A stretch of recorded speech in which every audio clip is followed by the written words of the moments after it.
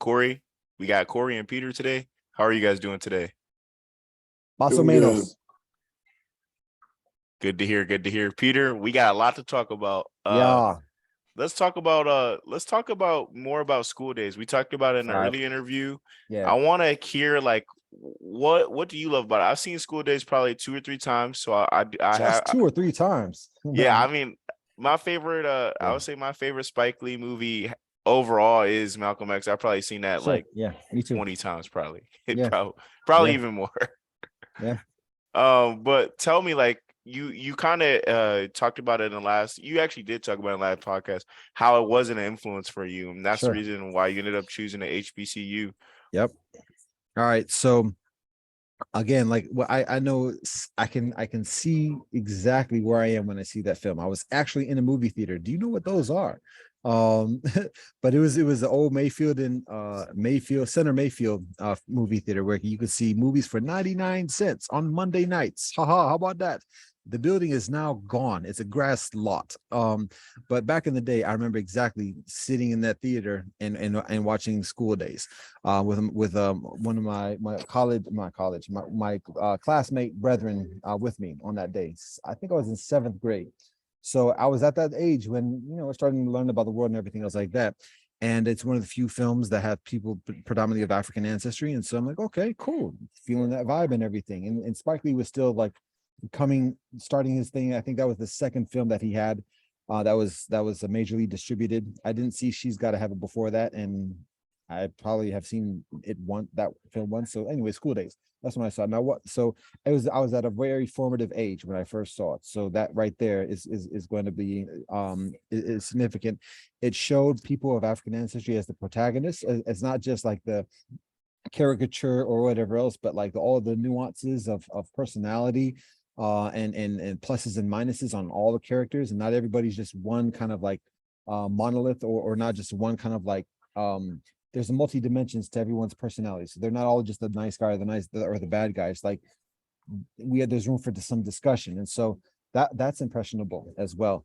And then it shows life on an HBCU. And up to that point, I mean, I knew about colleges and universities and additionally, but no, I didn't know much about HBCUs. My family didn't go to HBCU. Actually, my dad was supposed to, and he rebelled and went to another. It's called a PWI, or just a predominantly European or white institute.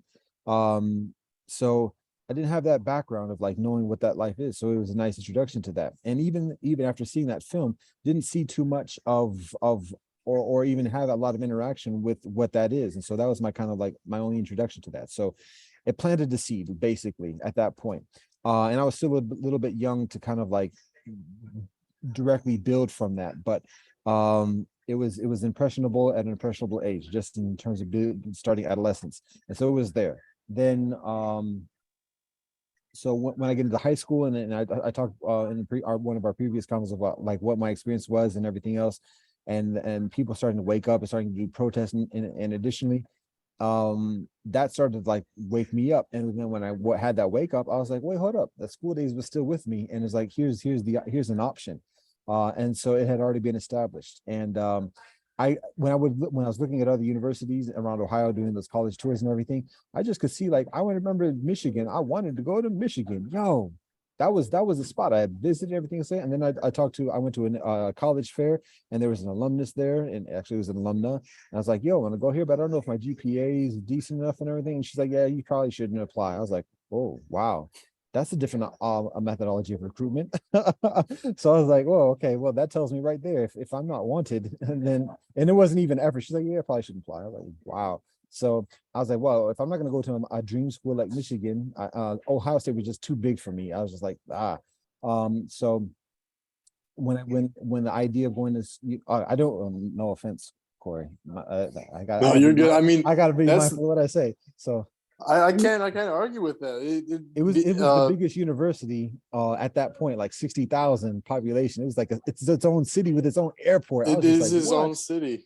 It is insane. It is absolutely insane. So, and that was very intimidating for me coming from 8th grade, 13 students in my graduating class. So that was I applied and that was like my go-to thing. But once I visited Hampton, it was like that was it. And the confidence of going there was established years before that by seeing School Days. So that's some of my personal context about School Days.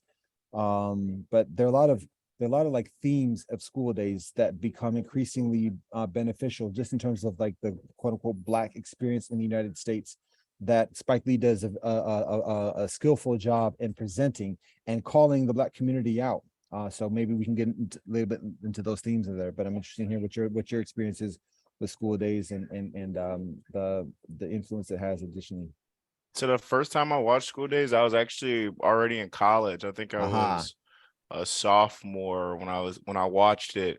And I had been going through all of like Spike Lee's movies. I watched Yeah. what She Got to Have It.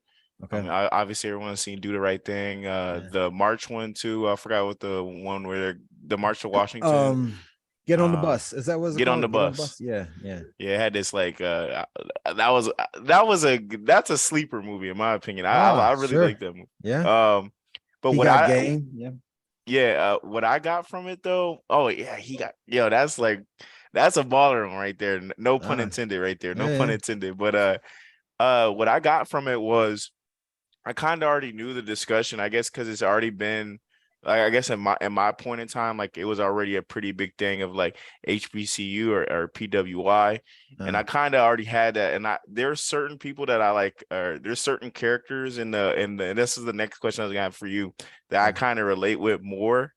And I was gonna ask like who did you relate with more? Well, first of all, I'm interested in what Corey's 2 cents are on just like the initial experience. Have you seen School Days at all, or just heard about it a little bit? I hate to say I haven't seen it, but I know about it. Oh, it's okay, cool. It's on All the right. list. Okay, cool. So, one of the things, you asked me who I identify with. So before I answer that question directly, because it's kind of easy, for me to answer that, but at the same time, it's beneficial to look at it in context because there are a number of different answers for that. But some of the themes that I observed, and that I see in School Days is one, obviously, like I mentioned before, the activist scene about like upliftment of the community, and additionally, that's something that I very significantly identified with during that thing. I mean, and that's how I valued myself at the early stage in high school to this day. That notion of working in the community and additionally, and so in that respect, you can see DAP being like the epitome and the persona of that kind of like being for the people, being for the community, having a Pan-African consciousness as well. So it's not just a matter of thinking about his own hood or just thinking about the country, but thinking about globally in that connection, particularly back in the 80s when very few people, particularly in the community people of African ancestry, were even thinking about that. And additionally, so that's one person that I identify with. And I have to agree.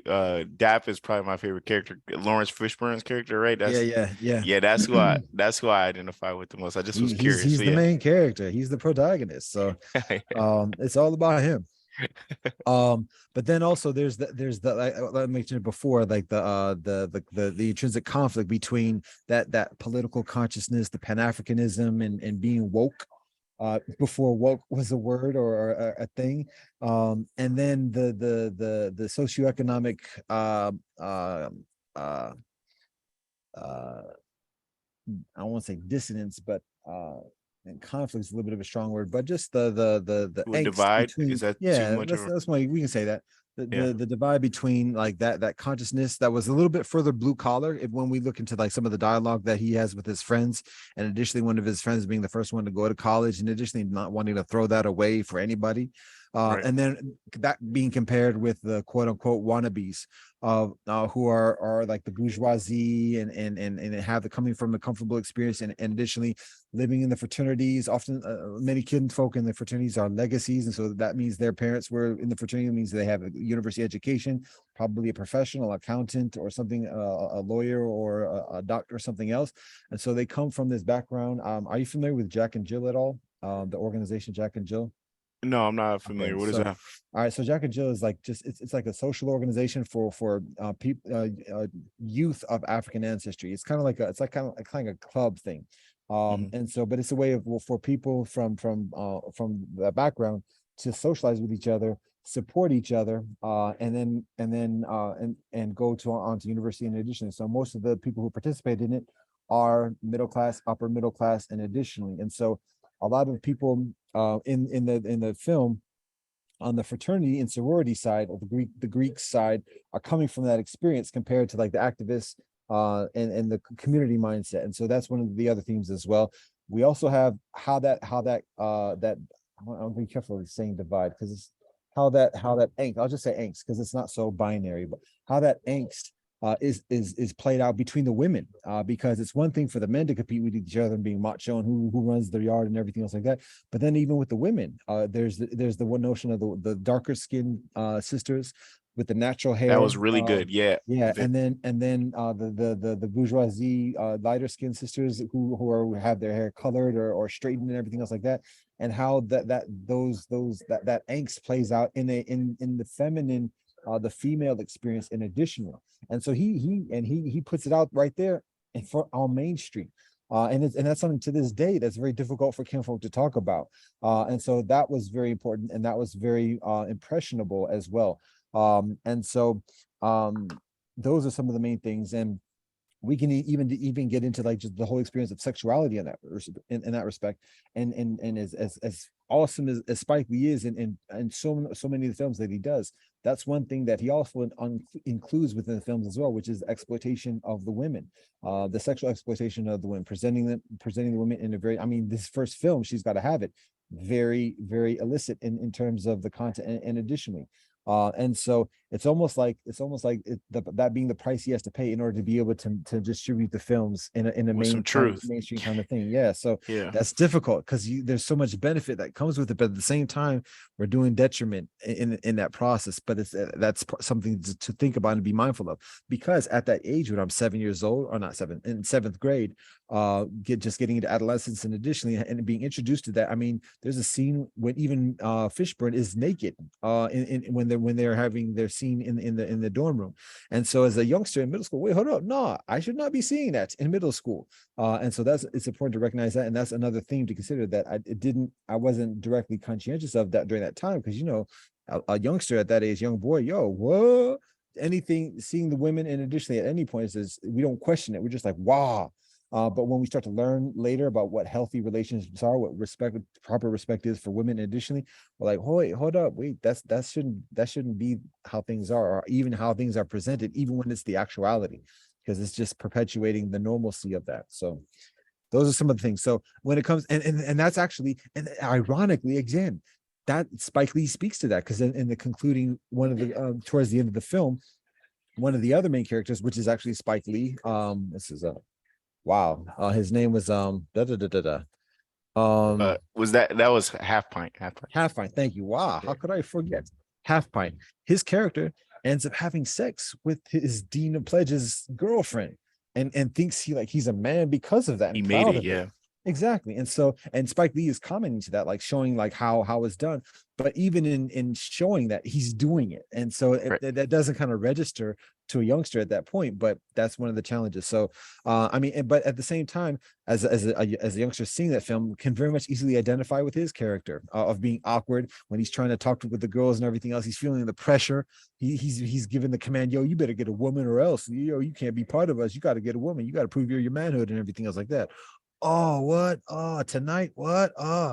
And then he's awkward and playing himself, trying to talk to any woman he knows to come with him. So there's, as a youngster who's very awkward, and additionally there's identification with that experience as well. So anyways, that's a long-winded response to that question about the characters that I identify with, but that's some of the consideration. No, that's all good. I think what I really got out of the movie, and it's not like my memories jogging from the movie, is I remember feeling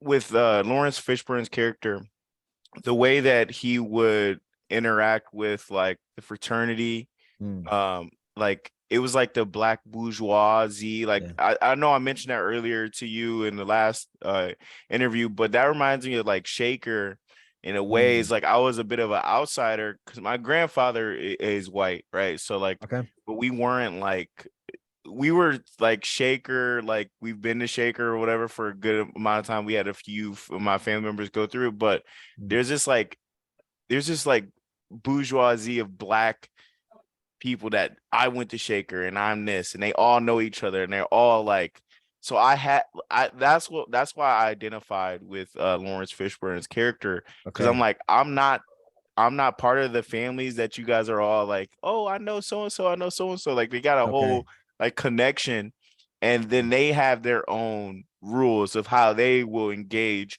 at school, right? And I'm Mm, like, why are you like this? Why are you why do you have your own? You know what I'm saying? I was like, yo, just do what you want to do. Like, and in a way, that's where it came from me.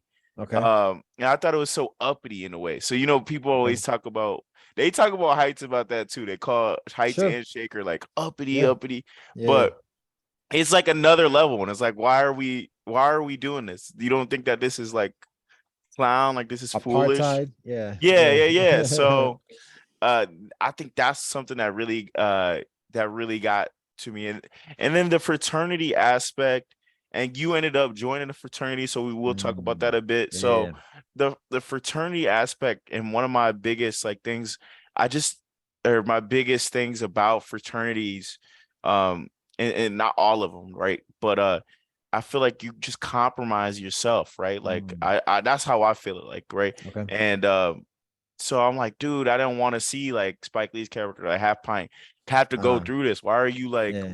why do you care? Conform. Yeah. And just like Yeah. play the role or whatever. And he knows, like, it kind of knows the idea of like what's right, but he's doing it because it helps him fit Right. in. And I'm Yeah. like, like I get him too. So I definitely get his, like, he's the corny dude, right? Quote Yeah. unquote. He's the corny guy, right? Yeah. So I get it. I get it for sure. I'm just reminded when you say corny. I had a convo a few years ago with a dear brother here who's from the Heights, and we were talking about something different or whatever. But he was just like he explained we were having like a little bit of a disagreement, and he was like he was trying to explain things to me. Like he said, it's like at Heights, like they're the cool kids, and then they're those kids that we call Jake, and he was kind Jake. of Jake, yeah. yeah. And I was like, wait, hold on. Is he calling me Jake? I'm 40 some odd years old. I've been through something. He's calling me Jake.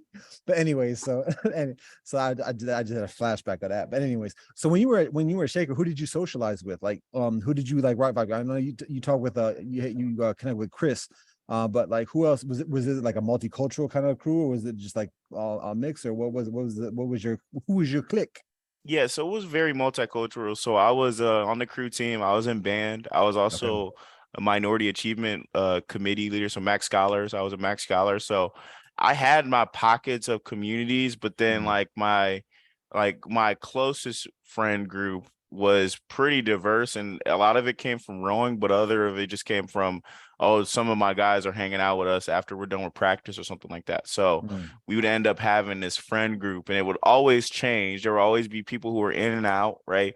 Um, but our squad is what we called it, right? We didn't just stay at one thing. We were not with the popular kids. We didn't like their vibe. We thought they were too posh and uppity. mm, We could hang out anywhere. I mean, I did start partying in high school, so I started partying. I'll just be honest. yeah. We used to party in Mayfield. We used to party in Euclid. We used to party in Heights a lot. Like, you know what I'm saying? Oh, So okay. we were all over the place, and we weren't really like, people would always tell us that they respected that we just could almost hang out with almost anybody, like Sure. legitimately. Yeah. So that's kind of the squad I had. It was multicultural. It was just like different. It wasn't just, oh, we all row, or we all do this, or we all in. Mm, No, everyone was on their own little, journey, if you want to call it that. So okay. that's kind of how my group ran. And Mm, we didn't like the society. That's what I'm saying, when the black bourgeois of like Shaker, they're like, oh well, haha, yeah. Corey, how are you doing today? Haha. No, Yeah. I'm Yeah.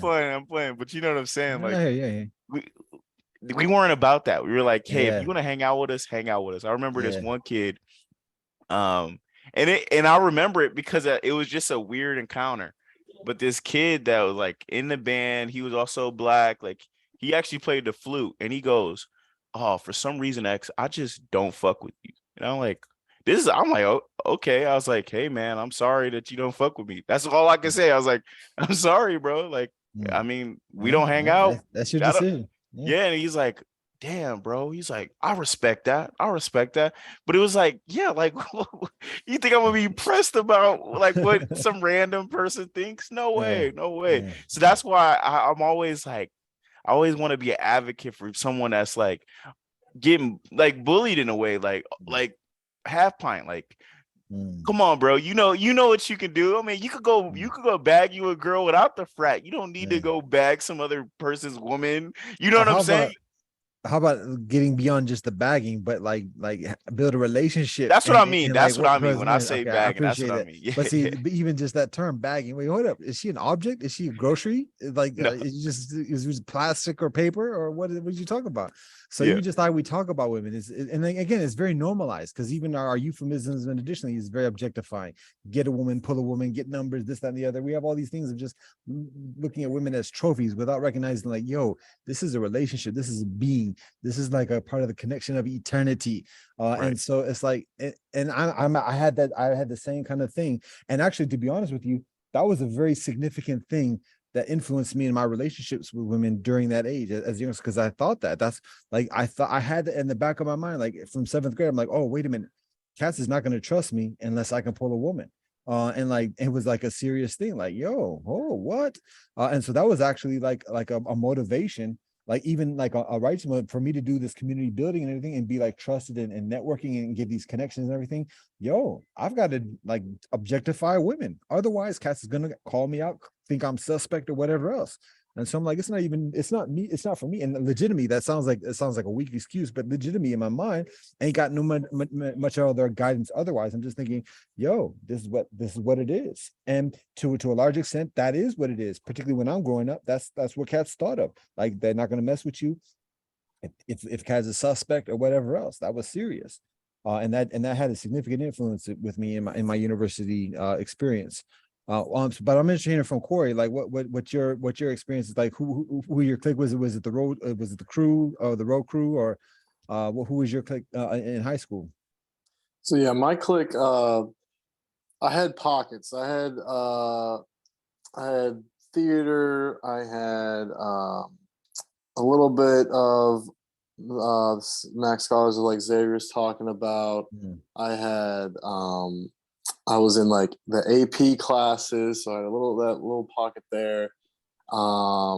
There was a group called Score, had a pocket there. So like I had like pockets everywhere, and I mm. was just, and also I said I was in AP classes. I was in some CP classes too.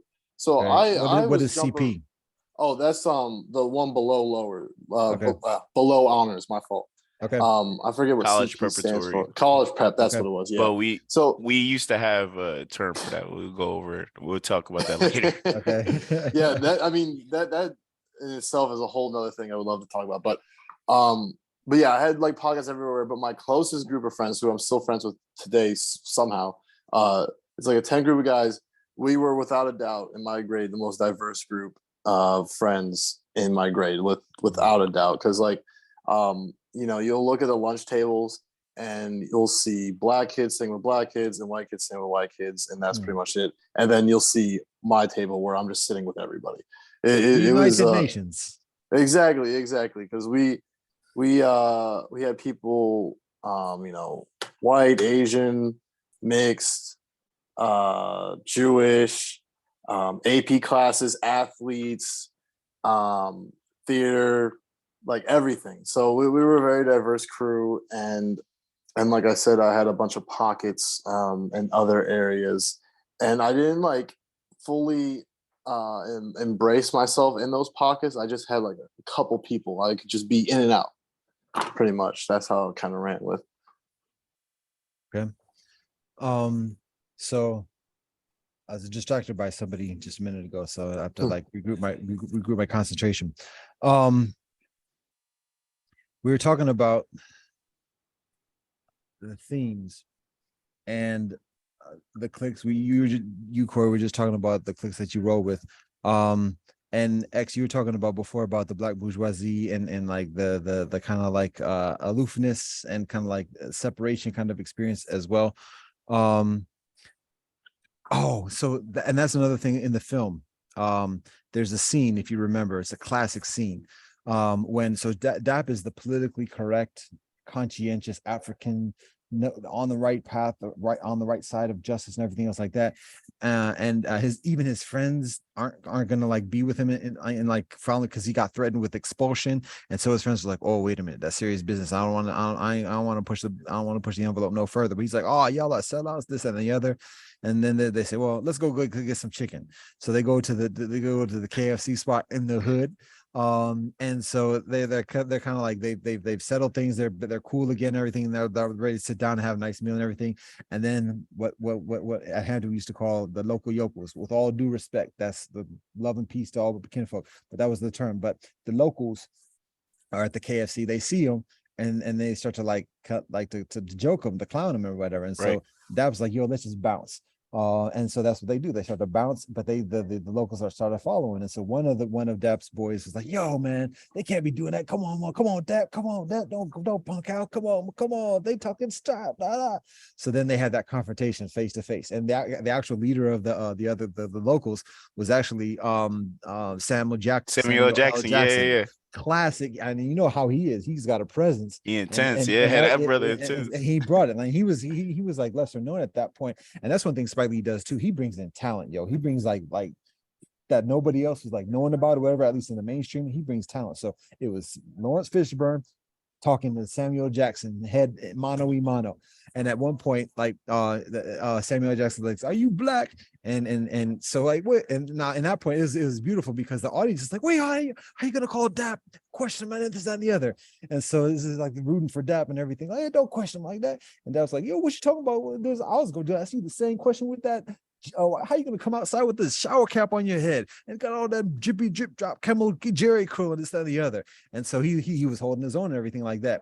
And then so Samuel L. Jackson goes into that. You know what? I think y'all do think you're white and da da da da da. And like, you know what? You ain't no better. Y'all just and drops the N word. And he says, "You ain't no different than us, and you'll never be different than us. You'll always be da da da da." And then so there's that classic scene where there's nothing else to say, and so Dap just says, "Yeah, not niggas," and then just walks away. And the locals don't have anything else to say about that as well. And so I think that was a very powerful statement because we know how charged that word is and everything else like that. And how it's just left right there. But the interesting thing is that when they're on the drive back to the campus or whatever, everybody was quiet at that point. Nobody was kind of, it was like they were in their own thoughts. They're like, yo. And then so they had a corny dude in their squad too, who was in the Glee Club and everything else like that. He was the one who was honest, because he was kind of like the square, kind of like the church going guy or whatever, who was like not the cool one who was chasing after women like everybody else was. And so he's like, as everybody's quiet, he's like, I don't want to, I don't know, guys. I don't like to say it. Bourgeoisie accent right there. I don't want to think so bad, guys, but was that guy right? And everybody's like, no, man, come on, man. They were tripping, man. They da da da. It's like, I don't know, guys. He might have some point there. And then another classic actor who passes away of blessed memory, Bill Nunn, who's the big American football thing. He's like, you know what? People got to get up and better themselves and this, that, and the other. And so he was kind of like rationalizing the difference between himself and the locals. And then Dap was like, yo, man, that dude was right. And the coin is like, I told you. So they're calling themselves out because as politically correct as they are on the yard against the bourgeoisie set in the fraternity and everything, when they compare themselves against the locals, oh, hold up now. Ha ha ha. The tables unturned. And so it's recognizing the hypocrisy and the contradiction even within one's own self, and being honest to that as well. And so that was another thing that I think I caught on to that a little bit later when I saw that a little bit few years later. But it's just that, again, Spike Lee was calling these things out to society when nothing was being said in the Black community about anything on the main screen. So very powerful scene, very powerful themes and messages going on, and questions and challenges, because he's coming from that experience. He was a graduate of Morehouse. He wanted to be a Q in my what I'm told in the grapevine, and additionally, so that's his life, and he's putting it on the screen, and he's calling out his kinfolk on the screen like that. So that was you a think it powerful also touched on like colorism in a way, because Of course. Samuel being like like dark. You know what I'm saying? Like, Interesting. Oh, well, that came out a little bit later because well, when we used to talk about colors and talk about Samuel Jackson and Lawrence Fishburne, many would say there's yeah, not much of a difference between the two. It's similar complexion, but that was actually called out because his girlfriend was like very dark, and she said to him like the reason why that she's with him, that he's with her is because she's one of the darker sister with the natural, and additionally, and so he's like. And then she calls him out saying like Master was in your quarters too, and he was like, no, I'm 100% right. Zulu Maasai, da da da da da. And so that comes out as well. But to be honest, I think in terms of the actual persons of Samuel Jackson and Lawrence Fishburne, I think it's difficult to kind of like perceive like a colorism per se in that particular. Like I think it's very much further along the lines of socioeconomic differentiation. Class. Yeah, yeah, yeah. Yeah. But there's something else. So well, I'll pause here to see if there's anything else that you want to say or ask or anything else like that. No, I think that that's what I was just thinking. Like, was that the reason why they picked maybe like Samuel L. Jackson in that end? But I don't. Well, That I think he does a very strong job of being that dude from the hood. I mean, the way right. he talks and everything else like that. So I think he carries himself like there's this saying in theater, Corey, as you might be aware, like there are no small parts, just small actors or whatever. And like Mhm. even when an actor comes in who's like well known and everything, just comes from a cameo role playing some like loser, whatever else, if they fill that role, it's memorable and it adds to the story. And additionally, and definitely Samuel L. Jackson did that with that little cameo. It wasn't even a cameo because he didn't have that name for it to be a cameo, but he showed his presence even in that like 90 seconds or 2 minutes that he was on the film. And so I think in Spike Lee could see that he had that kind of magnetism. Is that the word? But yeah, and so yeah, he holds his own in that scene. And at one point, I almost got it when you were explaining the scene because I know the scene, but I was like, it wasn't Samuel because I wasn't. Didn't he rob McDowell's too, like in Coming to Yeah, America? yeah, yeah, That's what I yeah, was yeah, thinking yeah. about. Come Yeah. on, man, don't do him like that. No, no, I'm just saying. I'm just saying. Yeah. I Wasn't he remember. that dude? No, I'm just saying. I did. Yeah. I was like, I don't want to say it was Samuel that was actually in Well, this. Was he in the played those. scene Yeah, he played those stereotypical kind of roles of being that thug dude from the hood like and everything angry else. black Because dude. exactly, because he has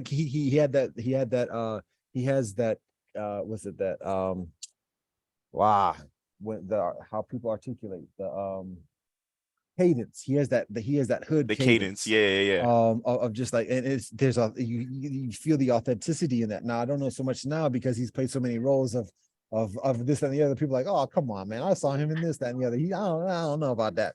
But back in those days, like he was like, wait, did they just did they see him on set and just like, yo, get in this film? Because he had that kind of like authenticity. The energy. Yeah. So yeah, but at the same time, intelligence and discipline of like delivering his message and his lines. So yeah. I do remember one. See, the movies coming to me as we were All speaking. right.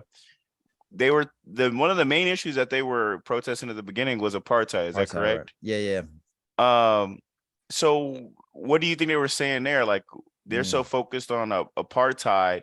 mm, There's some issues that are also brewing that's just personal, and that's just like how like I guess societies have these issues, and it's just always going to be like a ever going. mm. But is that not interesting to you that they're speaking about apartheid in South Africa, but then they've got issues that they're not like apartheid-ish, but in a way they Yeah. are. Yeah, I mean, Morehouse is in the hood. And so like, wait, hold up. You're talking about things that happen thousands of miles away. What about what's happening right here? How about we focus attention on that? So there's legitimacy within that proclamation, but at the same time, I am very much an advocate of Pan-Africanism. I'm an advocate of what people call world citizenship, and additionally be mindful of that, because when we have an understanding, is one of our previous conversations, when we have an understanding of how any oppression is experienced, we recognize how it's connected and how the Right. solution is connected as well. And so we have to be mindful of what the conditions are, one, and then also be in relationship with the kinfolk from the different continents, because that's just the nature of society, in, at least post-industrialized society. So there's strong points on both sides. And I think it's interesting. I I talked before about the space between School Days and Malcolm X, the conclusion of Malcolm X being the most powerful interlude in film history, and so that I think that's appropriate to include within this conversation about how Spike Lee through the film brings the issue of apartheid in South Africa at that moment, and it has influence because now the Black community is aware Nelson of that. Mandela is on the. Exactly. And so I think it's appropriate for to bring about that particular topic, that particular issue, but even just encourage Black kinfolk on this in this society of getting beyond the plantation mindset, of getting beyond that notion of just this is the only continent, this is the only society, this is the other, and be aware of just what's going on in the world. Whether it's South Africa or wherever, and whether it's the Pan-African diaspora, or whether it's just the world, be aware of it, be knowledgeable. Don't just be complacent about having some comfortable position within some domestic experience of down pressure, as it said in Rastafari. But like be aware of the world, and because there's a very strong aversion and discouragement for people of African ancestry to be knowledgeable about the world. It's much easier to oppress and divide and conquer people and manipulate and get them to do different things when people are ignorant. But when people are knowledgeable, then like the scales become increasingly balanced. And so, and the thing is, like, Black people are very influential. And when kinfolk on this continent are aware and intentional about doing something, the world responds accordingly. And so, and Spike Lee illustrates that within the film. So I think that's one of the achievements within that.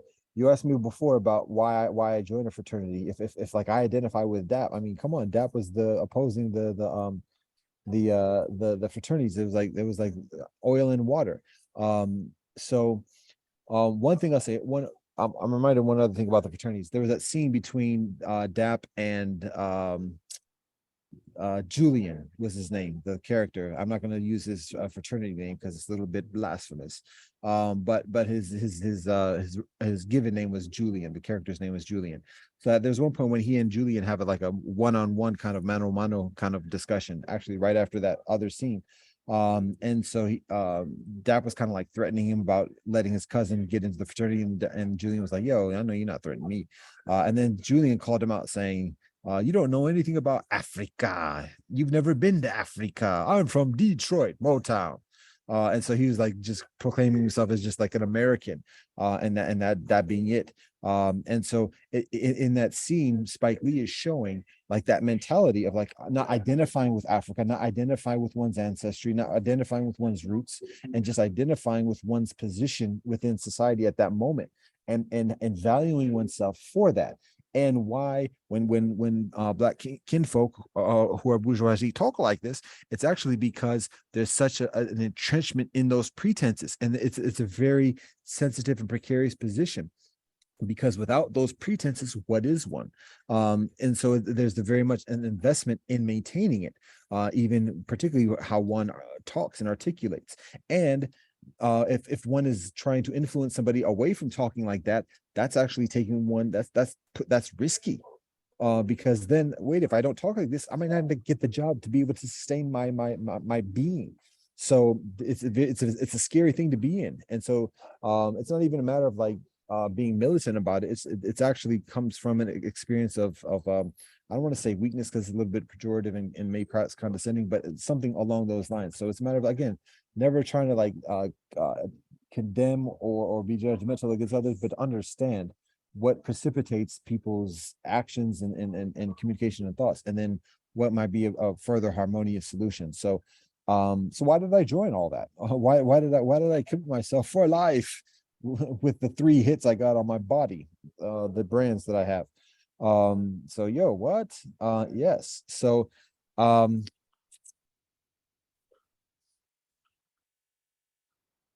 I mentioned in our previous conversation when I was at university, there was no DAP. There was no like political activism.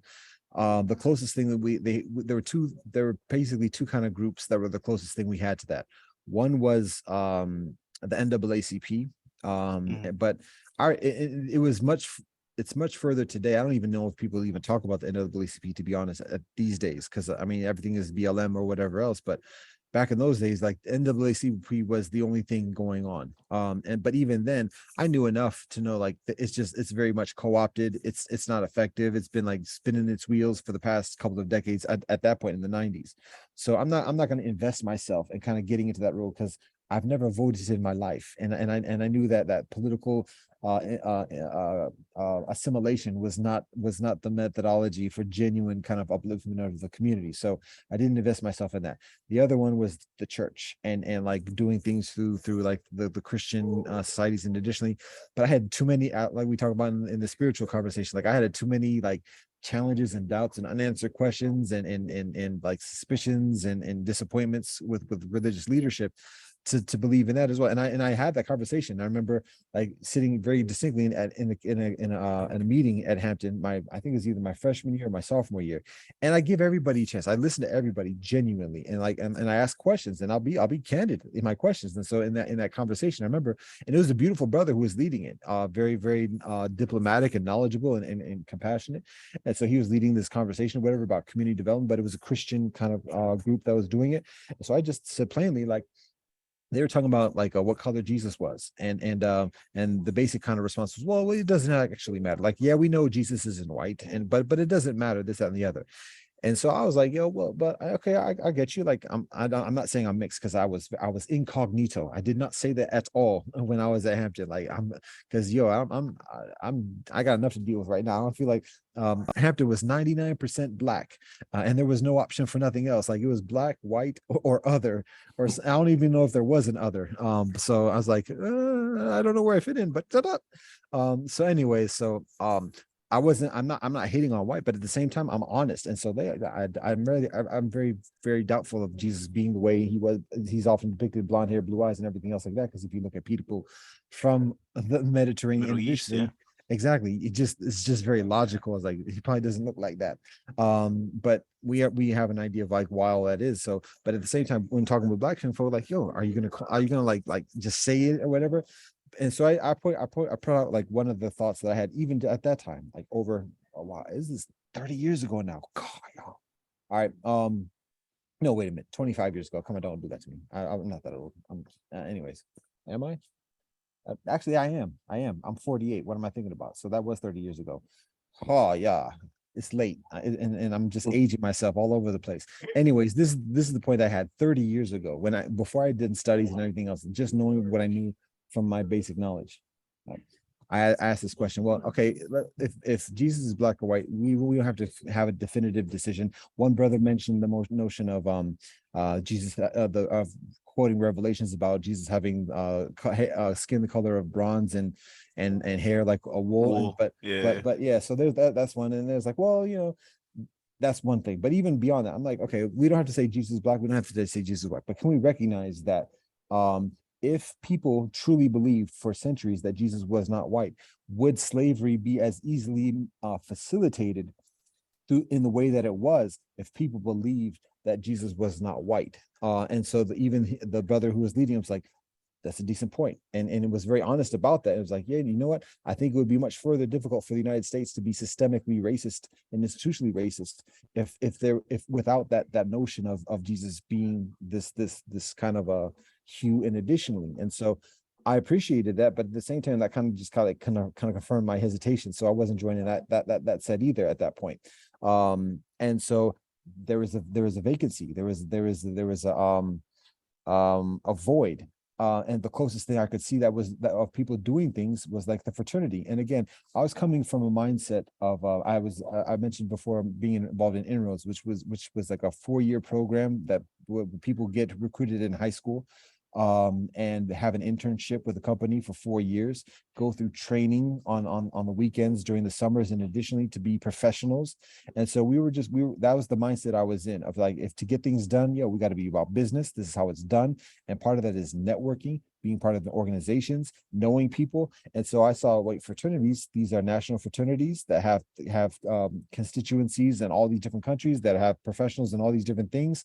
I had known enough at this point in my life, at 18 years old, that to do community upliftment means having connections, knowing politicians and this and the other, and kind of like knowing how to do the backdoor deals and additionally to get things done. And so I saw the fraternity as a methodology for doing that. And so without there being a DAP and an organized kind of methodology for doing it in that respect, I'm like, okay, this is the closest thing I can see to people actually doing something. Right. Yeah, so that's part of the consideration. That makes sense. That makes sense. Thanks for that. I'll tell you, I I know it kind of sounded like I was like judging in a way fraternities, but I was kind of like the same thing for myself. I mean, obviously with rowing in college, but in in high school, I was part of the Minority Achievement Committee, so the Max Scholars. Okay. And I'll tell you my pledge right now. This is our pledge, and I knew this more than the Pledge of Allegiance. Okay. So I pledge to uphold the name and image of the African American man. I would do so by striving for academic excellence, conducting myself with dignity, and respecting others as if they were my brothers and sisters.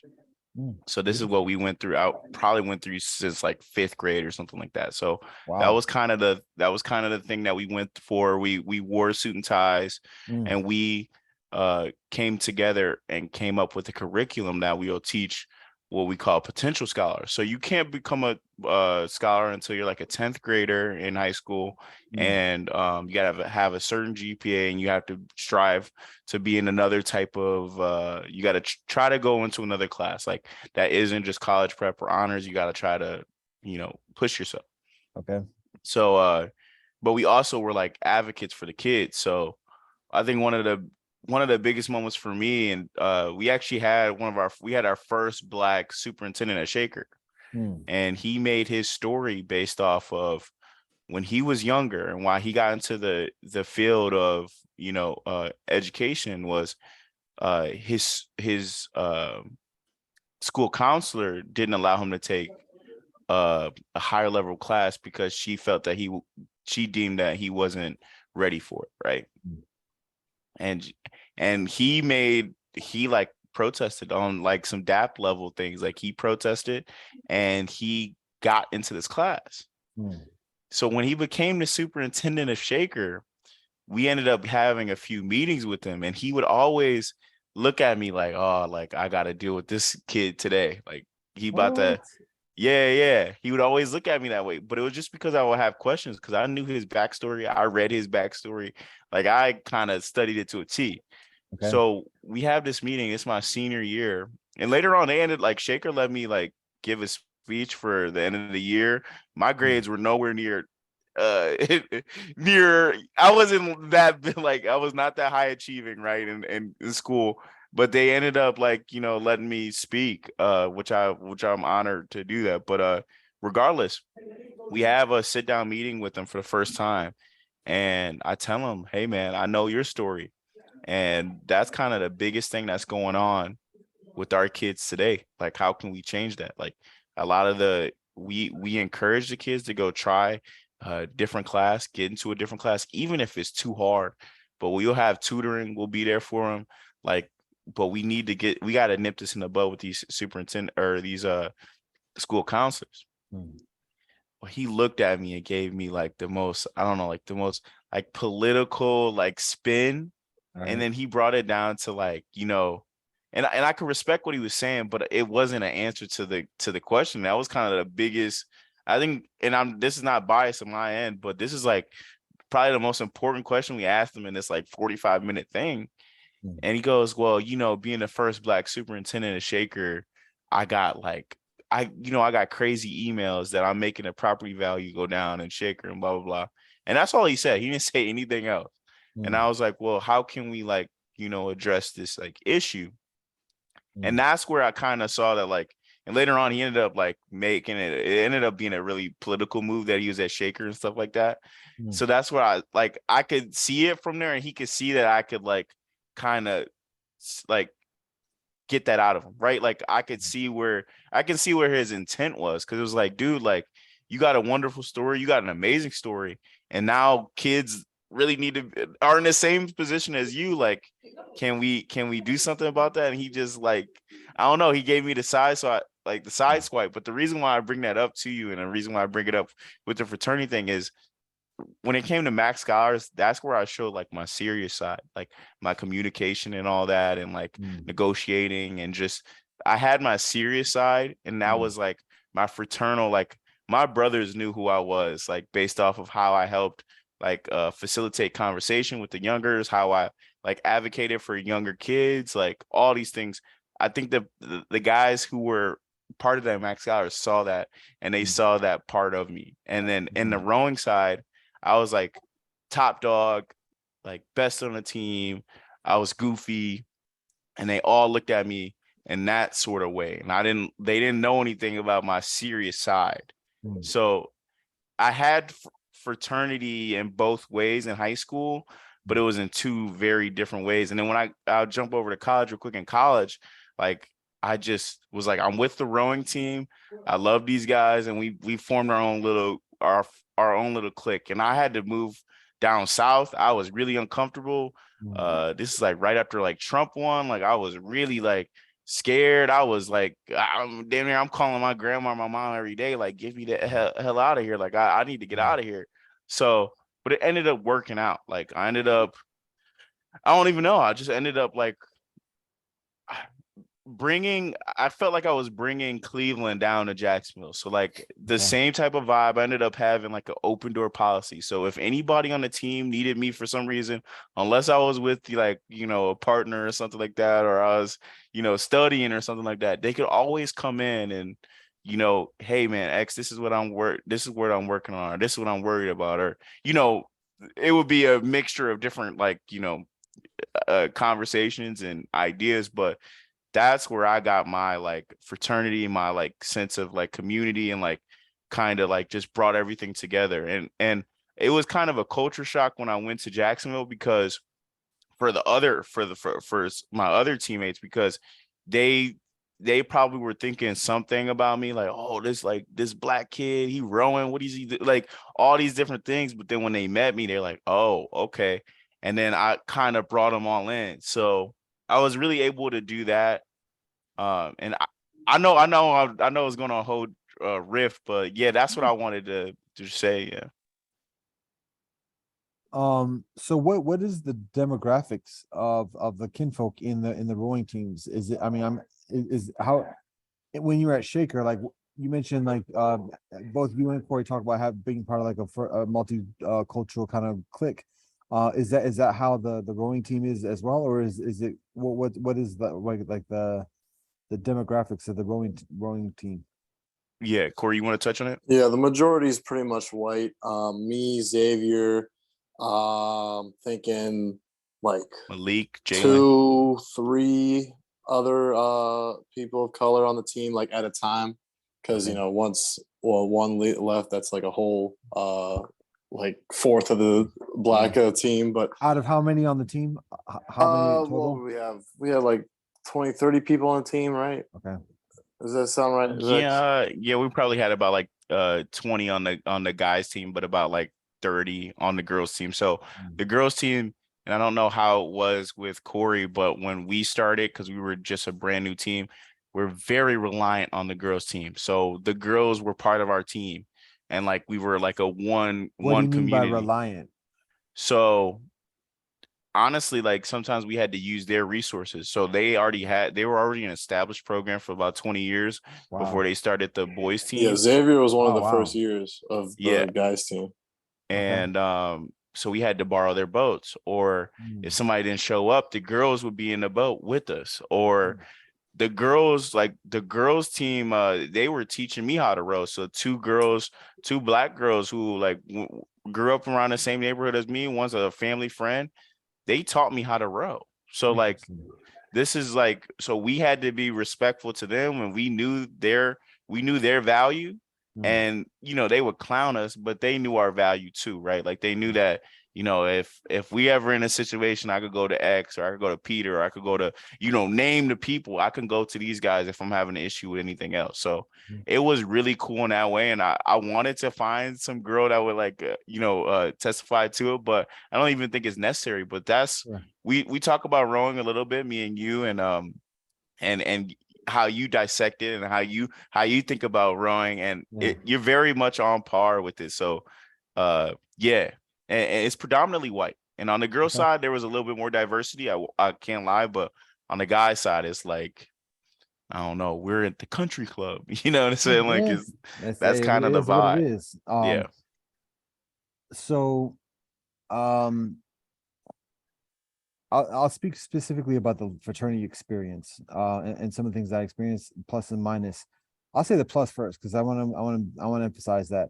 I mean, just like what you described, your experience in rowing, it's a matter of being with a group of close kinfolk. And again, I mentioned in previous conversation that when I was in high school, I was the corny dude. I didn't I got along with everybody, but no parties or nothing. And particularly like, it's one thing to know people superficially, but then it's another thing like to like be at their crib, know their parents, this thing, and know like the person like on a deeper kind of closer level. And so it was at university, and then particularly in the frat when I started having that type of experience of like connecting with brethren and having further depth conversations of further depth, and seeing other sides of people that I wouldn't have seen or wouldn't even thought they had if I was just judging what I saw in the classroom or whatever else. And so that was very important, just building that bond. And that was an important experience, that like the trust and the connection, people were about something. It also is a way, it's very beneficial and learn in terms of learning how to work with people that you don't necessarily get along with that well, and knowing like how to set the differences aside for a greater purpose that we both share and that we both recognize. So there are many tremendous and beautiful lessons that I learned from the fraternity, and I very much value that accordingly.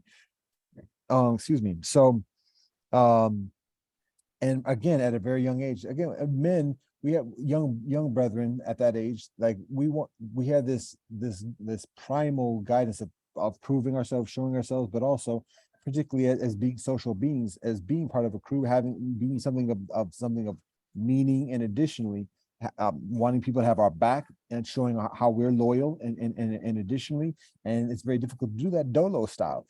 So it's a matter of like improving ourselves through joining a kinfolk and showing that we're down for the cause and being valued and respected for that accordingly. So much of that is I experience in the fraternity. Now that being said, at the same time, there's also influence of things that are not necessarily the most a positive thing, because up to that point I never drank at all, corny square dude, and now here I am partying and this and the other. And that's not on the frat, that's on me. I'm responsible, ain't no excuses. And that's one thing that's taught in the frat training, no excuses. So I'm responsible for my own actions, but it is part of the scene. And um when I mature and when I progress in life after graduating, whilst I'm graduating, I mentioned like I was going on in one of our previous conversations, I mentioned like selling my car, moving back on campus, and doubling down on my books. That was different from like it's supported by the fraternity, but the norm within the fraternity is being is keeping up with the Joneses, and having in the whips, and representing the frat in a prominent way, because we want to maintain our reputation on the yard and everything else like that. We got to We be, clean, yeah. yeah, exactly. We got to be influential amongst the ladies, and hand our own in all these different respects. And so me going back on campus, it was not at all shunned by my fraternity brothers, but at the same time, it was very much different. It was a different track. And so it showed how later, as I was progressing and continuing on that lines of working for the community and being that DAP kind of character, how much that diverged from the norm and expectation within the fraternity. And when I started seeing the solutions for the community and upliftment, and additionally, I saw how that was again very different from the conventional lifestyle within that I saw the alumni fraternity brethren having, of like working for a corporation, settling down, getting a house, the debt mortgage, and doing that kind of track. I could see just from what I was learning and experiencing in life and studying in life, like that was not the solution towards what the optimal solution towards uplifting the community. And that was very significant, because to live that lifestyle means also to live the lifestyle that I saw in terms of activism, and what I thought was my spiritual path initially, is very different from the cultural scene of the brethren. And so that means not socializing. I'm not going to the club. I'm not drinking the alcohol. I'm not doing the cigars. That's not my motivation. I'm not working 9 to 5 and just looking for the weekend to like blow off steam. And additionally, that's not my mindset now. And because of that, then there's a differentiation about even just like socializing, identifying, and additionally, and that becomes bigger and bigger and bigger. So there's still love with my fraternity. I went to a reunion just I guess it's now a number of years ago, but our 20th, it was our 20th year reunion. God, you're making me feel just old talking about my life. But I went to a 20-year reunion, and so there's still love, but at the same time, like I'm that kid who's doing his own thing. And so I'm known for that. And That's really interesting. One question on that yeah, before we lose it. yeah. What advice would you give to someone about that? Because I know a lot of people who want to change their lifestyle, but they're so caught up in Mm.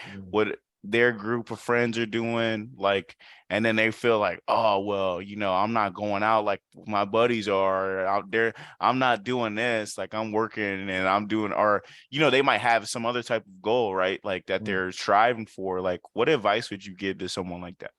Well, when we're younger, when we're at that stage of life, we're learning a lot about ourselves, and in the depths of ourselves. Because up to that point, before university, many of us just live at home, and we listen to our parents. We might have different levels of liberty and independence, but by and large, we're living in the way that our parents teach us. And additionally, and we're focusing on what we're told: go to school, get the grades, do the things extracurricular, whatever, and prepare for university.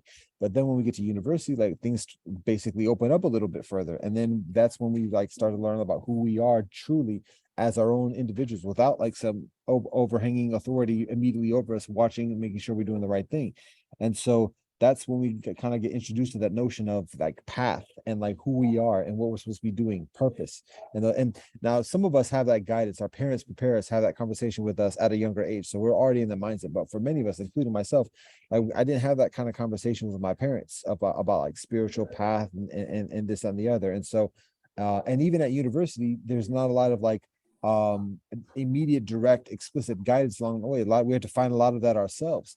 And so it can be very difficult. So it's just a matter of being mindful of that. That's one thing. And again, as we were talking about in previous conversations, that's something that we can see what other people do and see how they answer those questions for themselves. But ultimately, we have to find that for our own selves and kind of go through that process of investigation and study and contemplation and start to arrive at that understanding ourselves. So being aware of that, just that notion of purpose and be genuine and honest and true to like thinking about that and studying that and just figuring out like what am I here for? What am I supposed to be doing in this life? What's my purpose? And then from that, okay, so who looking around is and just like you might just like somebody or like you respect somebody, you respect what they're doing, or what's that cat about? What do they think their purpose is? And start to learn from other people. If you don't see people like in history or the books that we were talking about before of reading the stories, and additionally in the assignments that you're given, you don't see something that resonates with you along those lines about somebody finding their purpose in that way. Look for other places where you even see like a semblance of that, and have combos with cats, and they're like, well, so what's your purpose? What you think you're here for to do, and additionally, and then start to process that, and then again synthesize what your skill sets are, what your knowledge is, what your affinities are, what you enjoy doing, what it is that when you're doing it you just light up and you're like, yo, this is my thing. You can be nice at it, but you can't be. Maybe you're not nice at it. But if it's like the thing that you're vibing with, and particularly when other people are like, yo, you did your thing right there. Yo, okay, so how do I make a living off this? How do I support myself from that? And so those are some of the things that I would recommend. Um, and I mean, it takes me a long time to like finances. I was writing something earlier today, which is I don't know if I shared this with you yet, but it refers to as the formula. But it's kind of like just like a collection of statements that I've learned, teachings that I've gathered through the years that kind of just sum up my my knowledge and the guidance that I receive in life, like that comprehensive spiritual, practical, and additional. So it takes me a long time to accumulate that, and I can like say, well, here's the answer right here. Here's the sheet. This is what I've learned. And it may hit with some people. I've shared with a number of kinfolk, and they're like, "Yo, this is exactly what I need." For some kinfolk, it's like, "Oh, maybe this is maybe some of it's decent, maybe it's not." But the consideration is for kinfolk to find their own sheet, their own formula. of guidance. In that formula, now it's a little bit late, and I don't want to sound too rote because then it just it sounds fake, whatever. But there are certain things like song stories, rituals, and ethics. That's like the foundation of civilization and community. And additionally, so it's a matter of finding those songs that are affirmational to individuals, and the stories as well, the rituals, the whether it's prayer, meditation, yoga, walking, sitting just quietly, doing journaling or whatever else, finding those things that big up our energy and on the spirit side, on the heart side, on the mind side, and in the body side, finding out what those activities are, what that discipline is, connecting with the rhythms of the earth and the universe, the sun, the yearly cycle, the seasons, the moon cycle.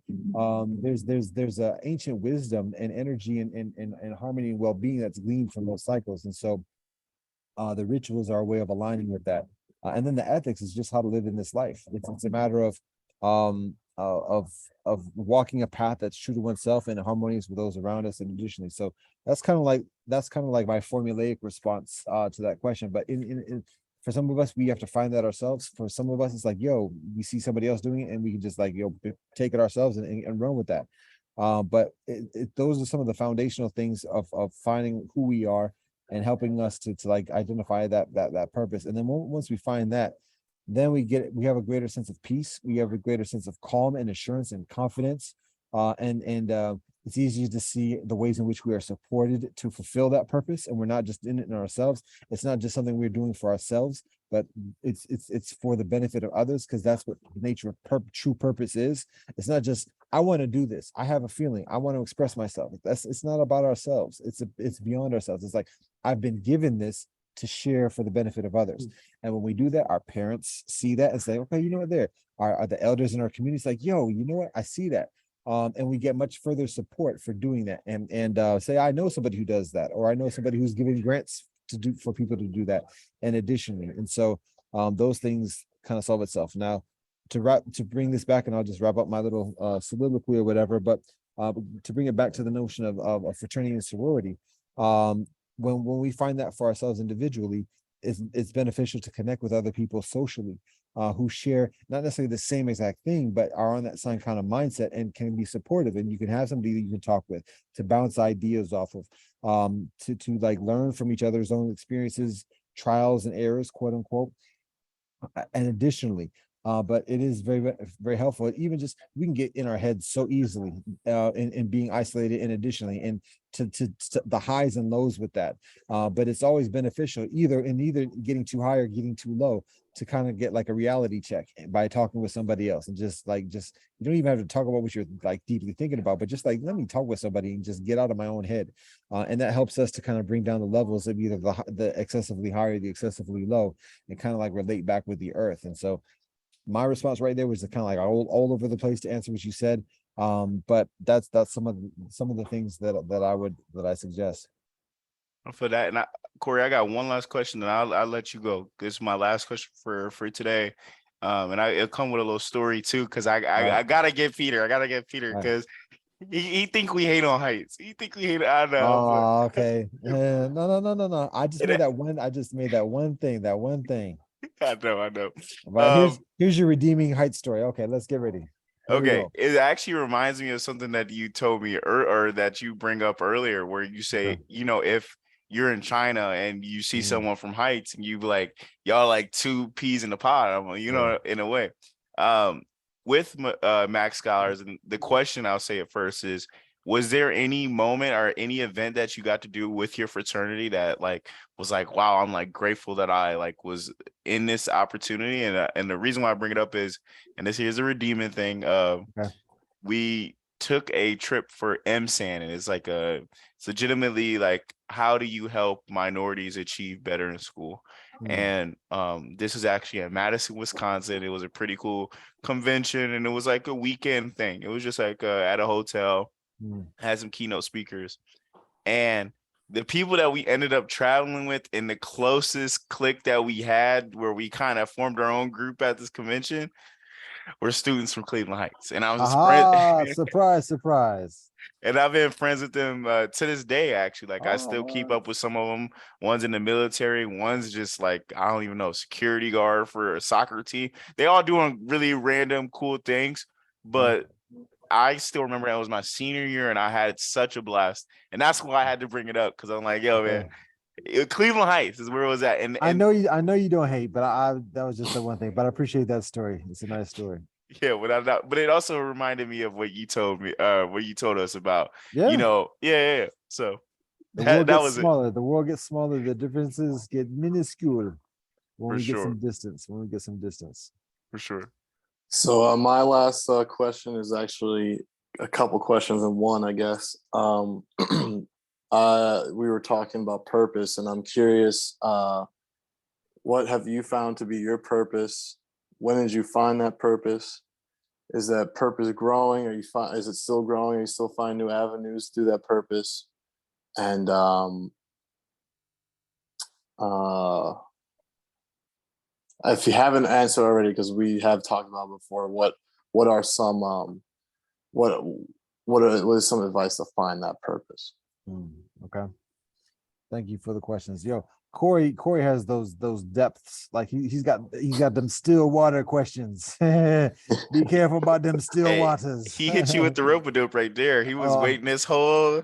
I was no, Waiting for the no, right I moment. was not aggressive. I was not aggressive. I was Oh not no, no, aggressive. you weren't. No, You no, no, weren't. No, no. not I'm at just all. No. rope dope only applies to a response to aggression. That's the only Oh, way the okay, rope okay, dope okay. works. That's the only way the rope dope works.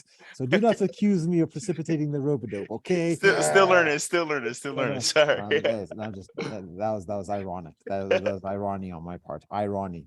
So, anyways, all right. So to respond to X's question first, I got to remember what that was. You talked about Your purpose. Trent. You no Yeah. no no. That is your question, Corey. Oh, my fault. X's question. You were asking me about the frat, and you were talking about like what was an experience about.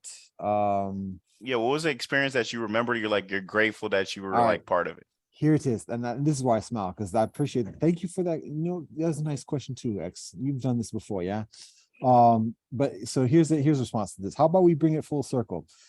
It was our get on the bus moment. How about that? So the fraternity is, and that's the beautiful, awesome, oh yes thing. So I'll share this story with you. Ha ha. Man, I was trying to think of a way of like saying something about Shaker, but it's not about Shaker. There are plenty of kinfolk from at Hampton from Shaker. So, but I wasn't hating on. Anyways, that's a side note. Let me get back to the story. Here we go. My senior year. It was 1995. Back in, I said 19 one time to a youngster. They're like, 19, what? Like that was a different century. I was like, oh. But anyways, this is back in 1995. And that was the year of the Million Man March when it was actually happening. And so we had our school days / get on the bus experience. So up to that point, I'm senior year, I'm ready to graduate, and the fraternity is doing what the fraternity does and everything else like that. And I had no expectations of my fraternity being conscientious or whatever else, even though that was my mindset. And I was known for being that kind of way. But at the same time, I know I couldn't, there's only so much I could do on the campus or whatever at that time. So all that being said, my frat chapter decides like, yo, we're going to charter a bus and we're going to like invite kinfolk to get on the bus literally and go to the Million Man March. And I was like, what? And I remember the leader of our chapter was like very enthusiastic about that. And I was not expecting that. And so I was very enthusiastic about that. So now, and that's one thing also too with the fraternity, we learn how to like get things done. Like we rent halls to do this, we do community service. And so it's like cats not just talking about, but followed through, are held accountable and like, yo, man, you said you was gonna do this. So that's one thing I appreciate about the frat, getting things done, being an organization, having regular meetings and everything else, and it being us who is doing it. It's not that we had an advisor, but like we're the ones who are doing it. So Cass was like, yo, let's get a bus. We'll rent a bus, charter a bus, invite other brethren from the community, from the campus to get on the bus. And we're going to wake up early. It was a Monday. I think it was a Monday, to be honest, I think. But anyways, we had to wake up like at 4 a.m. To get there because we was expecting like the whole thing would be packed. So we want to get there early when it's still done. So we got 4 a.m. get there, and do it. So we got everything arranged and everything else. I woke up. We're at the parking lot. Ain't no bus. How about that? They done dipped on us. They did not come through. Shady. And that was the scene, because it wasn't like a given. Like, it was a very controversial thing. And it was like, wait a minute, I thought you were the bourgeoisie, Hampton University, our home by the sea. What you doing being so militant and everything else like that? It was a very divisive thing in the Black community of whether to participate or whether not, whether to go or whether not.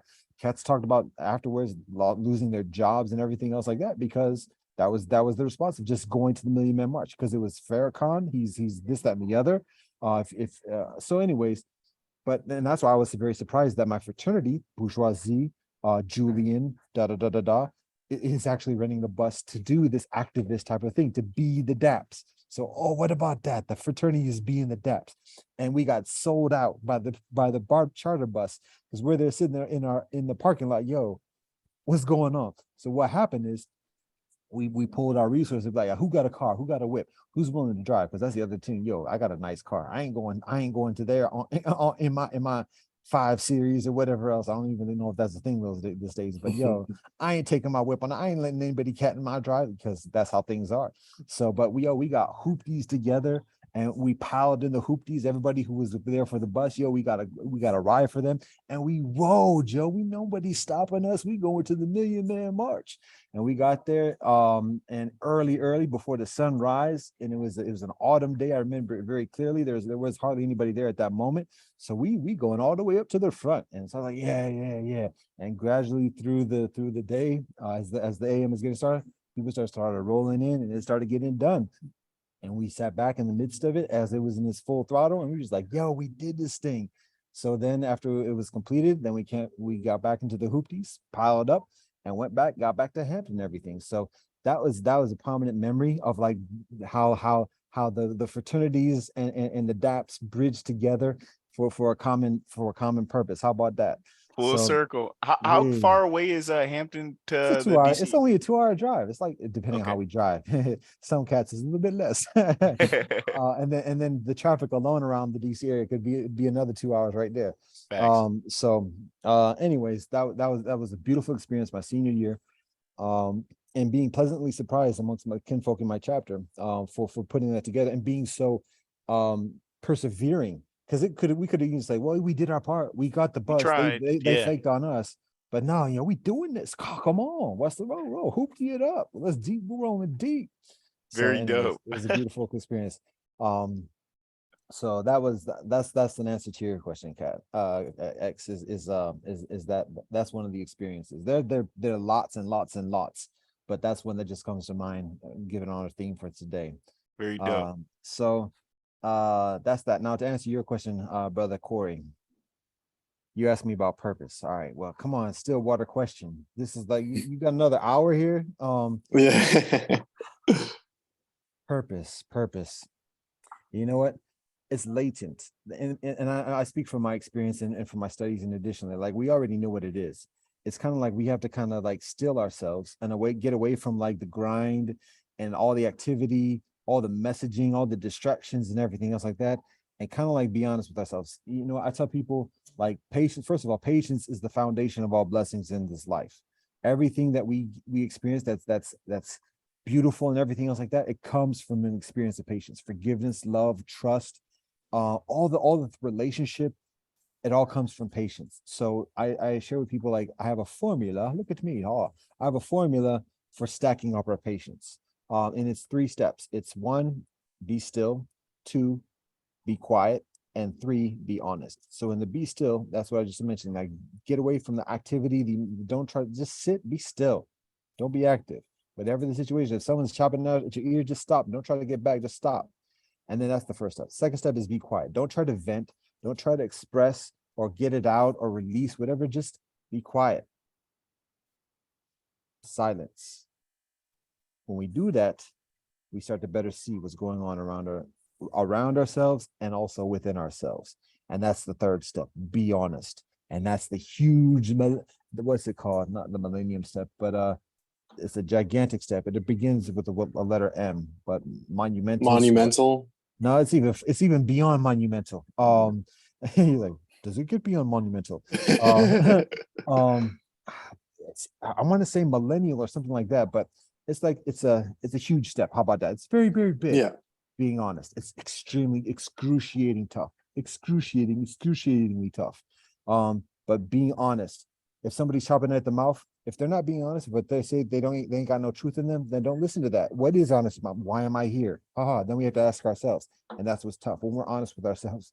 How much am I BSing? How much am I being selfish? How much am I running game or trying to do this, that, and the other and trying to get over? That's very tough to do. But when we do that, those 3 steps, be still, be quiet, and be honest, yo, the answers start to arrive. We start to see, oh, wait a minute. Okay. Ah, that's why I'm here. Oh, okay.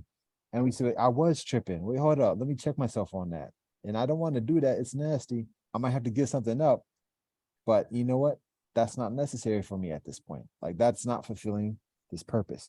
And that's how I experience, like, we find our purpose. Now, I can, that being said, the formula for being patient, what I also say is, like, in my belief, in the belief that I share, we all have have the intrinsic purpose of healing. There's a teaching from that the Buddha provides that in life there's suffering. The nature of life is suffering. So everybody is suffering, whether they got their cheesy grin or their whips or whatever else. Everybody is suffering. Even arguably the Buddha. Everybody is suffering in one way or the other. And so that's a matter to be mindful. And in life, it's going to be that way, regardless of how nice things are going, whatever else. Even just the fear of losing that is suffering. So there's always going to be suffering. Ain't going to get past it. So it's a matter of making peace with that. Now, that's on one side. And there's a formula for dealing with suffering additionally, but that's not my point right now. The point is that the flip side of that is that part of our purpose in life, why we're here, is to provide healing, is to provide well-being. That's part of the intrinsic, natural, primordial purpose in life, according to my understanding and the teachings that are provided to me. We all have a talent, we all have a skill to provide that healing for the life around us, as well as for ourselves. And so that's our universal purpose, everybody. Now, the way we do that healing is different because we all are provided with different gifts, different tools and skills to provide that healing. And so it's for each of us, again, to find out, to learn and study and look within ourselves about what are those gifts, what are those proclivities, what is my intuition telling me, what are my instincts, what am I like leaning towards, what's the purview. Like I said, a lot of that is innate, a lot of it is cultivated from influences from teachers, inspiration, and additionally, and then bringing all that together, and again, identifying that into some tangible kind of activity, a tangible kind of service, because that's what healing is, and then a tangible occupation. How am I going to be supported? How is this typically supported?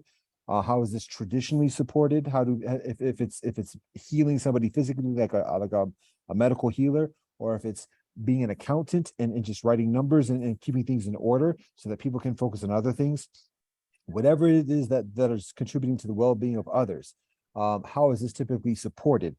For a man to have a wife, to have children, to have a house, or an apartment flat, or whatever the domicile might be, but to properly live in a comfortable way, in a legit way. How is this traditionally supported? How is this contemporarily supported?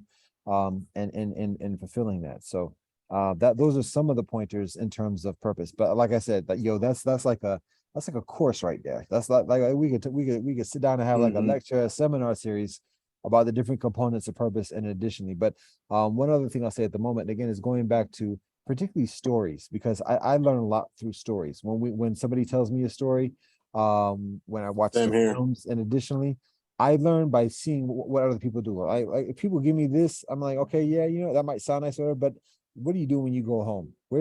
How do you get your paycheck? Like how do you make your money? Because even like I've said, I'm at the university again, so might be a little bit snarky and perhaps somewhat unappreciative by saying this, but I've told people, like, there are no there are no ethics professors at universities, because in order to be truly like a teacher of ethics, a professor of ethics, you have to live by ethics. And if somebody's a university professor having tenure and additionally and living off the way things are done in the society, that's not very ethical. So what I would refer to it is that's the philosophy of ethics. It's like the idea of ethics, but people are not actually living that way. And that's a strong statement. Cats can challenge me on that, or otherwise that's fine. But my point is that I don't listen to this that much, or I don't pay attention to this that much. I watch what they do, and that's what that whole weight. And when I hear the stories of like the people who've done it, then that's what carries water with me. And so I'm trying to think of how I was bringing this to purpose. But so when I see people fulfilling when I see people who've done things in like a legit way, that helps me to get a better perspective about just purpose in general, but then particularly how that applies in my walk, and how to like find purpose, specifically adjust my purpose of like, yo, a year ago, I was on another continent with the prospect of never being in this vicinity ever again in life. So our purpose, how we manifest that purpose, can look very different from one year to the next, from one day to the next, and we are influenced by others on how we do that. But listening to the stories of others is helpful, and for us to figure that for ourselves. I love that, man. That's Yeah. definitely. I said it before, but like that's definitely. I can definitely relate to that. Seeing like actual stories or hearing actual stories is definitely. I definitely like learned a lot more from that. Yeah. Like actually witnessing or experiencing a firsthand experience. Yeah. Mhm. Yeah. So Pete, There's oh, a lot there's a lot that's revealed between the lines, like that's not stated, that you can figure out for yourself, that if you're listening to somebody just tell you a formula, that's all there is. It's just that surface level. But when you see the story, you can like read between the lines and get an intuitive sense of what's going on. And again, particularly the symbiotic, how that applies to one's own life. And it doesn't have to be explicitly stated, but you're like, yo, okay, yeah, all right, there it is. So that's what would you want to say, X? I was just gonna ask, while talking about purpose, you mentioned patience. Mhm. Can you just go on a little riff about patience? Because that's one of the biggest things that I had to have. I'm still actively learning how to Yeah, be yeah, more patient, yeah.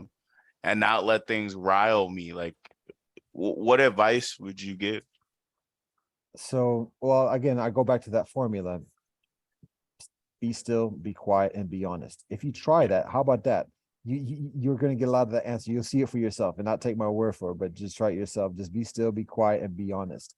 Um, and see how effective that is, how calming that is. And the thing is, how much that prepares you for when you're in a stressful situation. You can tap into that experience. It's like hitting the weight room or whatever else. If you want to roll stronger, and additionally, you hit the weight room first and strengthen. You do conditioning and everything else to prepare for the contest or whatever else. So right. patience is the same way. So I mean, you can stack up those patience chips by regularly sitting down, regularly being still, regularly being quiet, regularly being honest, just like you would run on a regular basis, or work out. And then when you go to work, when you're dealing with youth, when you're dealing with the with coaching, and additionally, and you're like somebody's trying you, whatever else, you're like, well, hold up, I didn't practice this already. I'm ready for you. Come on, Right. what's up? You're Yeah. already patient. You already have that because you're in shape. Your patience You fitness train it level for it. is Yeah. high. It's high. Yeah. So and it's anybody can do that. Anybody can have that patience fitness, and anybody can be tried. As much as I might sound nice and talking about this, and additionally, how many people might see me being calm in social situations. Again, just this past year when I was at the refugee camp living with three other dudes in a room by ourselves, yo, there's not a lot of space to get it quiet and reserve, and Facts. like, you know, anything. And it's very easy to like things escalate or whatever, to the point where, yo, I told another brother who was beautiful and everything else like that, young like yourselves, 19 years old, 18 years old, leaving his country, trying to like make life and everything, but at the same time trying me too, and like pushing the buttons, to the point where I told him, yo, get the fuck out my face. And I don't Yeah. know if you can imagine me saying that serious in somebody else, because how long has it been since I've been in the fisticuffs? But it got to that point, and I'm like, wait, hold up. That's a scary day right there. You're saying for me to say that like Yeah, yeah. that? You know, Exactly. from these Yeah. couple hours I've known from you, that's a scary day. I know That's that what for I'm saying. I told X before, sure. yo, don't let the smooth taste fool you. So, but and I was shocked myself, because I'm not that dude. I'm not the troublemaker. I'm a peacemaker, serious. And I've had torture done to me, and I don't hate nobody, even during those occasions. But again, like when you're dealing with cats and they testing you, and they just keep on pushing it, and they don't give up, they don't have much to lose. yo, at some point we got to stand our own too and be like, yo, that's it. And it Right. got to that point. But at the same time, and it was a brother, and that's the thing. Like we started out with these type of conversations. He loved Bob Marley, and we would listen to Bob Marley music. We were freestyling and this, that, and the other. And he was talking about his stress and what he's going through and everything else like that. And so we were sharing this thing of communication, everything else like that. But at some point, things got he what it was he liked to smoke out. And I wasn't trying to have that where I'm at. And he wasn't trying to stop. And so that became like I solicited him directly, yo, don't do that around me. And he was like, okay, okay, okay. And it was like smoking right in front of me. I'm like, this dude right here. And that's when things kind of changed. And so it got escalated to the point where he was standing over me and challenged me. And I'm like, I was like, yo, anyways. But here's the thing. It started out in a beautiful thing. And I knew the type of dude he was. I know he's going through stress. It's a stressful thing being in a refugee camp, being away from home, not speaking the language of the nation that you're in, and additionally, not knowing where you're going to be in the next month. And additionally, it's stress, yeah, it's stress. And meanwhile, Cats is running game all over the place, whether it's the staff, whether it's the government, whether it's the other refugees. There's human trafficking, children, women, whatever.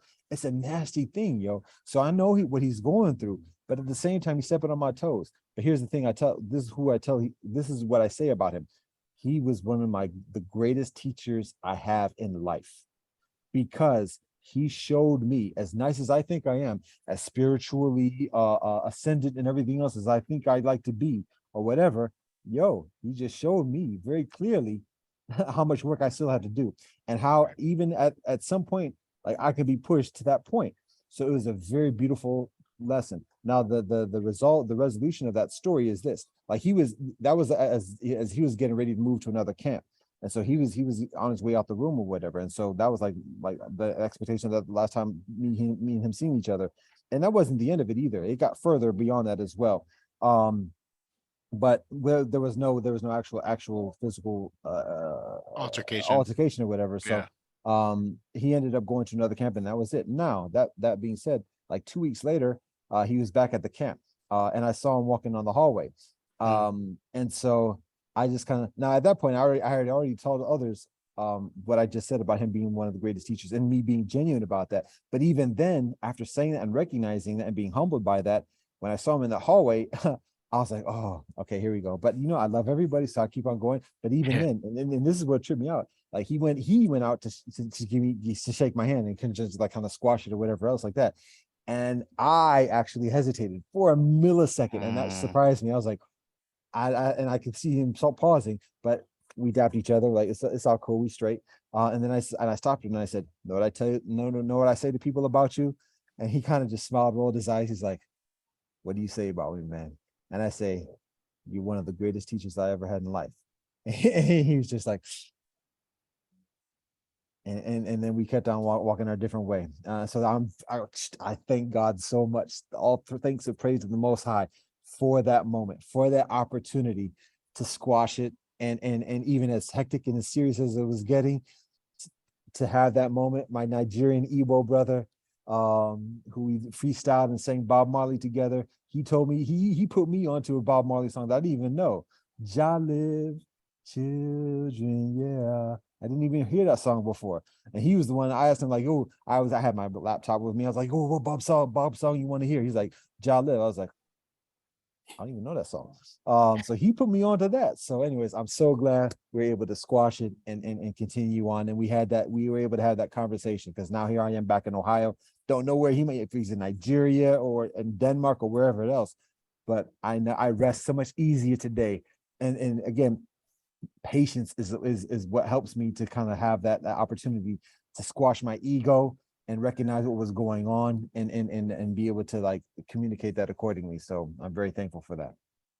Thank you for that. Thank you for that answer, and thank you for just the story. I appreciate it. Yeah. This one Bob Marley song is like, oh, dude, I'm gonna butcher it, man. That's okay. Go do it. Okay, it's like the pirates kiss the rabbi and the merchant ship. Have no fear of retaliation. Yes. You know what I'm saying? Redemption, son. Yeah, pirates, yes, they rob. I was actually gonna bring that up because Stevie Wonder did a rendition of that on that in the movie. I Uh, on the movie, uh, what movie? the movie going when they went to the Million Man March. Get on the bus. Get on the bus at the end. Yeah, Redemption Oh, song is playing, interesting. but it's a Stevie Wonder cover. Okay, Yeah, I have to check that out. Now I'm gonna tell you this. Stevie Wonder and Bob Marley actually did a concert together. And really. there's a beautiful, yeah, it's a beautiful thing because Stevie Wonder was on. He had two reggae tracks. He did Boogie on Reggae Woman, which is a little bit of objectification, but there it is, because it's very difficult to avoid that in black culture, to be honest, even with Stevie Wonder. But anyways, that's one thing. But he also had Master Blaster. I think that was the other one. But anyway, he did a reggae song that was basically because he loved Bob Marley and reggae music additionally. But they actually had a concert together in Jamaica. So I can share this story if we got time to share the story. Um, so they did a concert together. Stevie Wonder donated half of his proceeds to a center for the blind in Jamaica, and that inspired Bob Marley. He's like, "Yo, I like that," because Bob was all about the people and everything else like that. He's like, "Yo, I want to do a benefit concert." So they put together. He organized a benefit concert, and additionally, inspired by Stevie Wonder's example. And so Yeah. when they did this, they put this benefit concert together in Jamaica, and um it was divisive because politics was very serious and divisive in Jamaica at that point. Cats were killing each other in the streets and everything for political parties.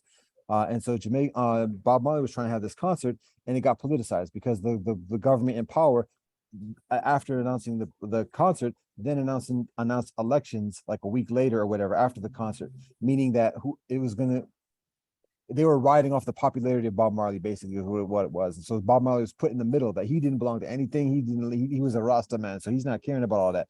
But now he's being used, and because of that, right before the concert, like, people shot him. They went to the Hope Road, this facility, shot people up there. Nobody got killed somehow, some way, but they shot him to do it. And so now he's salty. He makes it to the concert anyways with a bullet in his arm.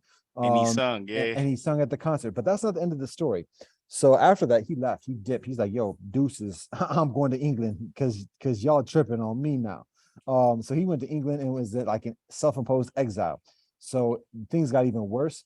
They sent delegates from all the different sides of the gangsters and everything. Like, "Yo, come back. We need you here. We need you to talk about peace." So he comes back. But so when he does that, long story short, he does the concert, and when he's at the concert, I mean, Bob Marley is the man in Jamaica, regardless who the prime minister, whatever else. Bob Marley running things in the hearts of the people.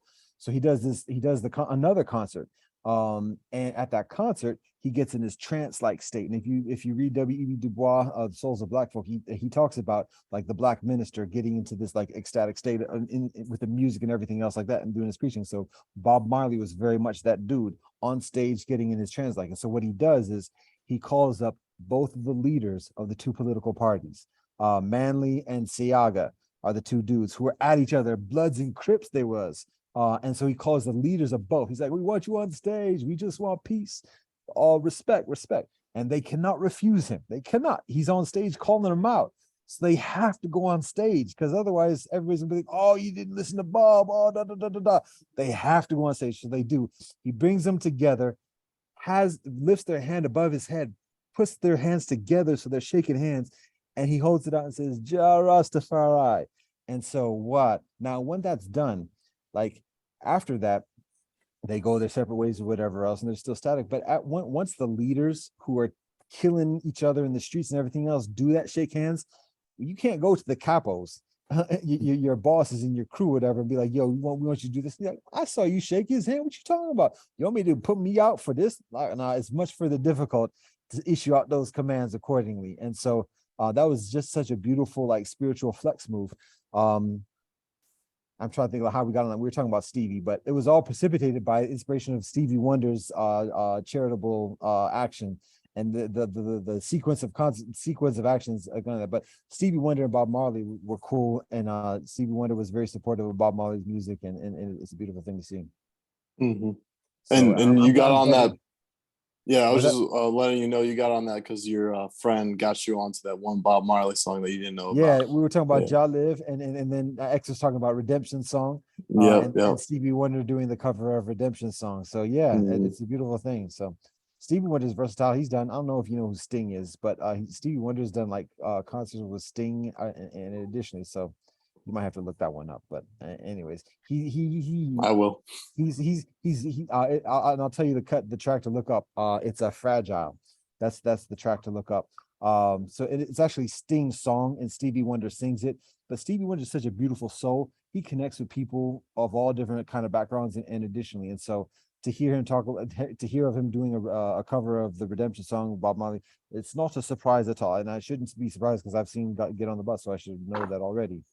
But yeah, man, songs in the key of life, the secret lives of plants. Songs in the key of life is like a classic album that most people know about, but the secret lives of plants, that was just some like random CD I saw in a music store. I don't even know if you know what a music store is, but I was just like, Stevie Wonder, Secret Lives of Plants, what's that? But anyways, that's just a side note. Peter, thank you, Yeah, man. yeah, Always, it's likewise, always love, man. We really always. appreciate you. Thank you. I mean, obviously, we're gonna talk while you're still on the grid, just offline or whatever. But All right. dude, really appreciate it. Thank you for coming on, I man. want to say one other thing because we didn't get into like the fraternity experience of crew. But I want to say one thing that we said another conversation. I don't know if it was on anything we recorded, but just a crew. It's an ancient thing. It's an ancient experience. We were talking about from the different cultures from Scandinavia to Greece, Rome, the dragon boats of China. And even in Africa, there's the story of Africans traversing the Pacific Ocean. Was it actually? It would be the Atlantic Ocean, actually, to get to the Western Hemisphere. And so rowing is a universal experience. It's an ancient experience. It's not an exclusive bourgeoisie, because as we were talking about before, it was the cats who was at the bottom, literally, of the boat and society who was Right. doing the work, the hardcore cats. And so it's an interesting juxtaposition to see that being championed by the bourgeoisie set now, because of that actuality. But at the same time, for those who have a mindfulness of that, and not just the mindfulness, but the temperance of bridging those experiences, it's a beautiful thing. It's a beautiful cause. It's even a beautiful purpose. And so it's a matter of like recognizing the potentiality and the benefit, even the healing and reconciliation in terms of socioeconomic divides and ethnic divides, and additionally, as you talked about before, wanting to do with crew. And I'll say one other thing: how I got introduced to crew. It wasn't actually the social network. That's not how I got introduced to crew. I got introduced to crews in the '90s. My cousin, who is straight up blonde haired and blue eyed, and less than a year younger than me. We're like brothers who grew up in different cities, and we would like reconnect every year, whatever. His thing growing up was swimming. He was a swimmer, and so that was his thing. I would go to the swim meets and everything else like that. Then when I was in high school and university, we hadn't seen each other for a couple of years. I had dropped weight. I had been lifting, so now I'm look at me, I'm fit and strong. And then we connected eventually after I graduated, and he was the world traveler and everything. And then I looked at him and he was a little bit cognizant. I was like, wait, hold up, what you doing? He's like, I row crew. He went to I always mispronounce the college, but it was Bowden. Is that the name of it? Yeah. Bowden, Yeah. up in Maine. And so he wrote crew in Bowden. And so and I could say, oh, I'm older and still a little bit bigger, but I can't sleep on him too much. But Yeah. that's how I got introduced to crew, and just as a thing. And so I've been mindful of that since then. But yeah, I think it seems to get increasingly popular or increasingly further well known today than a few decades ago. Yeah, I think at some point I want at some point, nah, I think at some point I want you to introduce you to my mentor. He was part of the first ever all black rowing team in the south side of Chicago. His Mm, name's Arshay, and he was like the team captain, and that's kind of his main mission now is to help kids get into the sport. So okay. who won't have the opportunity to, because it's such an expensive sport. Uh, But it does teach you hard work. It teaches you sportsmanship. It just teaches you togetherness. I mean, like I explained it just a little bit for you.